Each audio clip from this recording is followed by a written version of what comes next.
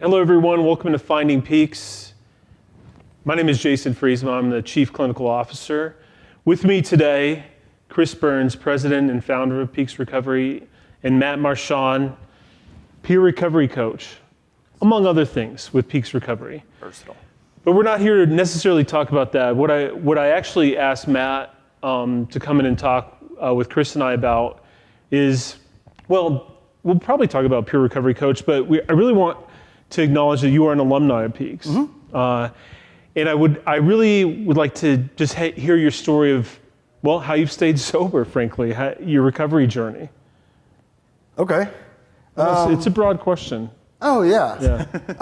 So I came into Peaks at a really, what I didn't know to be, but would turn into be a weird time. I went into Peaks in 2019, and then 2020 hit, and a couple of months into that, COVID happened. Yeah. And it was a really weird time, but it was a really grateful time to be in Peaks at that time, because all I needed was a reason to lock myself up in my house and not talk to anybody and get myself in trouble. So I was really fortunate in that fact to do that. So what do you want to know? So we'll talk about your experience at Peaks. Let's start there. So have you tried to be sober? Had you tried to get sober before coming to Peaks? Ever? No. Okay. No. It was never on my radar. In fact, part of my background was I thought sober people kind of sucked, but I didn't really know what sober people were, and I wasn't going to give it a shot. I thought that everybody did something or another. I was really scared of this idea of sobriety and recovery being working this job that you didn't like, going home to people that you might like, eating dinner, maybe watching some TV, going to sleep and doing the whole thing over again. That sounded boring to me. Mm-hmm. And so I never wanted to give it a shot. When I got into Peaks, eventually got into Peaks. What is your first one or two memories about coming into Peaks? Well, one, I had the same clothes that I had on 2 months prior to that. I came from a place that not very many people want to go. Yeah. And I didn't really even get to look it up online. And so I didn't know what to think. Huh. I'm thinking I'm going to this hospital type place, fluorescent lighting, white walls, probably going to call me by a number. Something of that nature. My mom tried to reassure me that it wasn't going to be that, but I was coming from a place like that, and so I was going from one to the next. But something had to change, so I was willing to try it. I remember walking out and seeing the van and the guy that picked me up, and I was that's when a little bit of hope was there. And he introduced himself as a addict as well. And that was a little bit better. And then when I got there at night. So I didn't really get to meet anybody. And so I do remember walking in and doing some of the intake. One of the nicest people in the world, one of the nurses did my intake, which was really kind of nice to see. And then these two people came out and they greeted themselves. And I was kind of blown away because that's not what I was expecting. And then they asked me if I wanted to eat. And I was like, yo, that's tight. Why do you think that all felt so good? Because it wasn't what I was expecting, and it was this sense of I wasn't a number. I was cared about.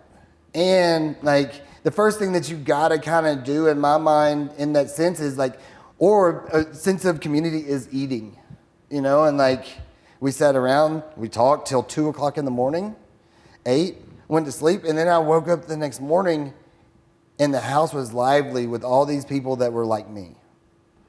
And we all got ready, and then we were going to something called the center. And I was like, okay, I'm ready, let's go. And I got there, and it was a Friday. And there was this dude that was sitting at the end of this room asking people how they were doing. And that was wild. Like, why do you want to know how I'm doing? You know? But it started like, and so that was like my first probably 12 hours in peaks. And it was something that made me feel comfortable and pushed me along the lines of, one, that I can go on this journey, and two, people care, and three, maybe sobriety doesn't suck so much. If these people are sober and they're having a good time, maybe my idea was a little wrong. So. Okay. And then talk through kind of your time at Peaks and then even your time after Peaks. Okay. So I was on the extended care program. Part of that was COVID related, right? Like we were. It was yeah. somewhat COVID, but it was also I needed that for COVID, like for that reasoning at that moment. You know, that was the one thing that about Peaks too, that not only myself but my parents ended up being very grateful, was that it was flexible for what I needed. You know, if I needed to leave right at 90 days, I could have, but I didn't. That was in no shape or form to do that. And so it was made to what I needed it to be made. So, I mean, if we go through a timeline of it, the first month, I mean, it was a little rocky for myself because of everything that was going on internally. Trying to realize like who I was, fighting these past behaviors that I was going through, people always being nice to me and like not understanding why. Also people telling me no and not understanding why either. But that was for probably the first 30 days, you know? And I think after the first 30 days, things started kind of clicking. I started realizing that there was somebody that was inside of here that hadn't been seen in a long time. I was shown ways of like getting back to that. I think that through like self-love and like things that I never focused, like half these words I never even knew what they were 2 months prior, much less gave any thought about. And so, yeah, those things started coming along. And, you know, I started trying to change some priorities of mine. And I think what it came down to me was like aligning myself with people that had things that I wanted. The people that were around me all had different things that I wanted. And I wanted to like take certain things, not physical things, but attributes, you know, and like parts of their persona. And like, but those things that I wanted reminded me of like my moral compass from back when I was a kid, you know, and so that was the draw for me. You know, I tried to make myself present while there, whether it was through coffee with people or with my other housemates, whether it was getting together and meditating or doing something as a house. I've never been a big cleaning the house person or ever big into cooking for a lot of people. And like that was something that became something we did as a house almost every day. It was that sense of community. You know, and as going through my experience with Peaks, like all these things started to make sense and started to add up. And like I started to kind of figure out who I was again and kind of fall in love with that person. You know, I think it started off with learning that the world doesn't revolve around me. It can be a tough lesson. A huge lesson. I remember somebody trying to tell me that lesson. Yeah, it's a tough one. And, you know, but when I went in, like that was what I thought. And like as a community, it wasn't about me. I was sitting in a coffee talk one time and somebody had looked at me and was like, I'm going to give you some advice. And I said, all right. And he said, I'm going to tell you 3 things that I want you to do. But I don't want you to tell anybody else. And we went over those things, and I remember thinking, first topic was picking up cigarette butts on campus. I was like, this fool's just wanting me to do some work. Like, are you kidding me? And I didn't get it at first. And the second thing was making breakfast. And the third thing was something else. And, you know, we got done with our thing, and I went back, and I think it took me like 24 hours to do it, to do the first thing. And something kind of happened at that point of, this isn't about me. And the old me would have been like, hey, guys, I picked up these cigarette butts. Praise me. Praise me now, because I'm an awesome guy. Right. And it switched that narrative. One, I didn't need the praises. Don't necessarily wanted them. Two, a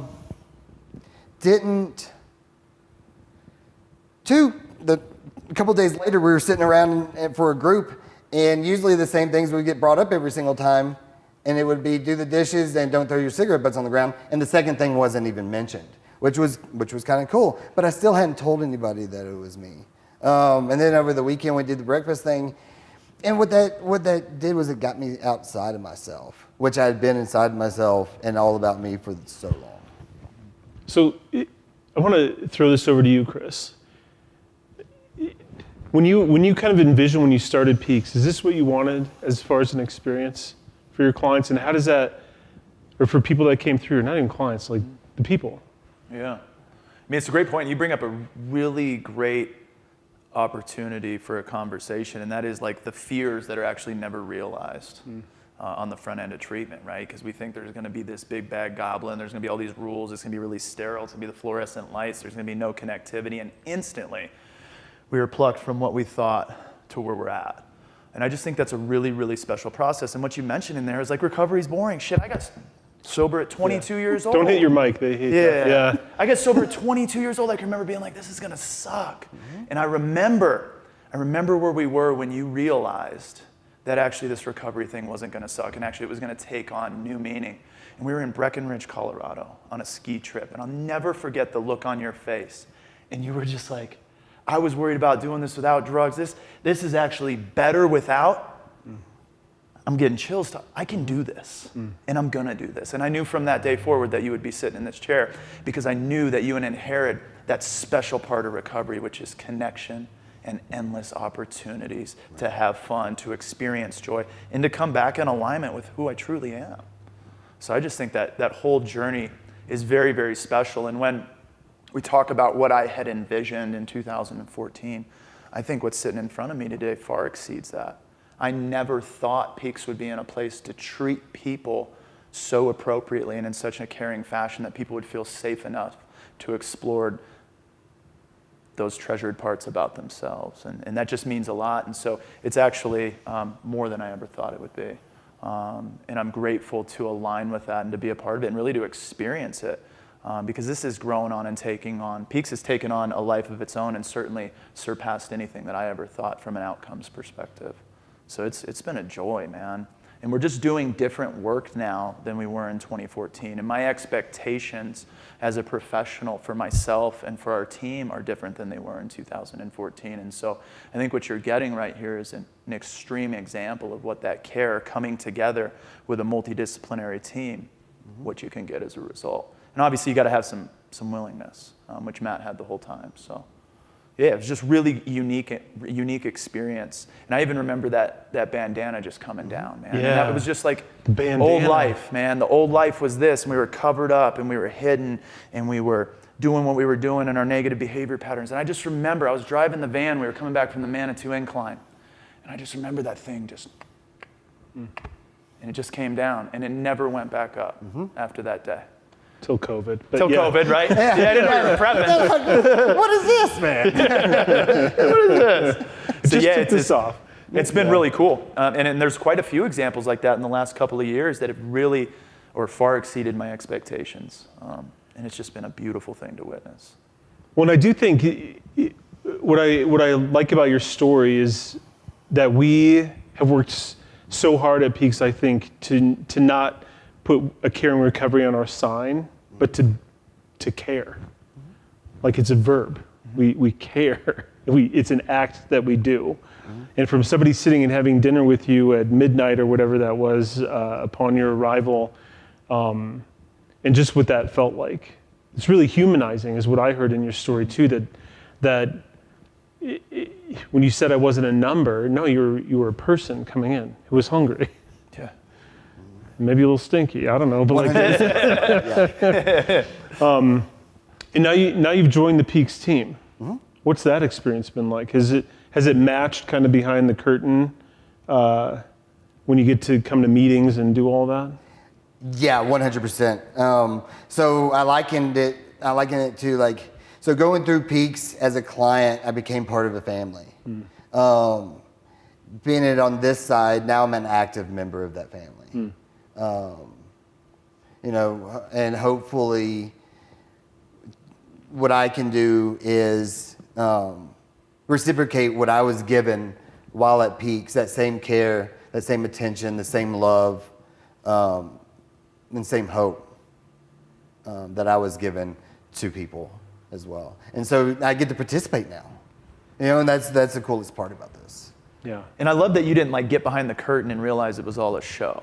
No. You know what I'm saying? Like you got behind the curtain and you're like, damn, they're actually doing it. Yeah. Right? It's like exactly, yeah. That's you know, cool. when I was going through Peaks towards the end of my time, like, you know, it was a weird time. It was COVID. Yeah. And so we were in the house and like, you know, things had gotten a little nutty. And so like, but we, A little nutty. we did good by, you know, we cooked as a family. We did these things and like, you know, we had to support each other sometimes.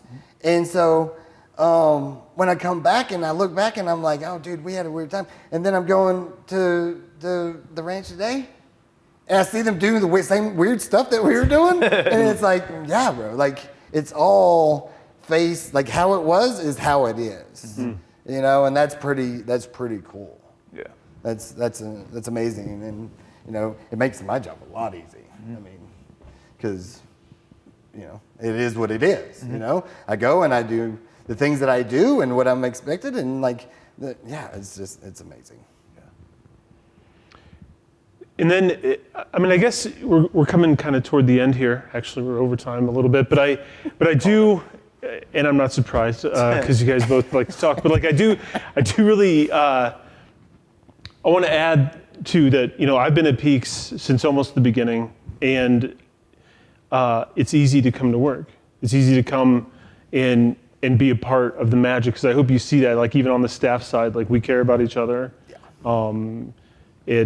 And nobody has a bigger heart than this man sitting over here, as far as I can tell. And like, and I get to watch Chris kind of insist on that all the way down, which I think is phenomenal. So I think that's it for this episode of Finding Peaks. It's been great. Can we hug it out on the way out? That would be weird. And we'll hit our head on the lights. Yeah. It'll be strange. We fall over. You tried. But please subscribe wherever you get your podcast, Spotify. You can watch us on Facebook, YouTube. Yeah, other than that, we're out. Nobody cares what you know until they know that you care. Let's go, baby. Here it goes. That was dope. Yeah.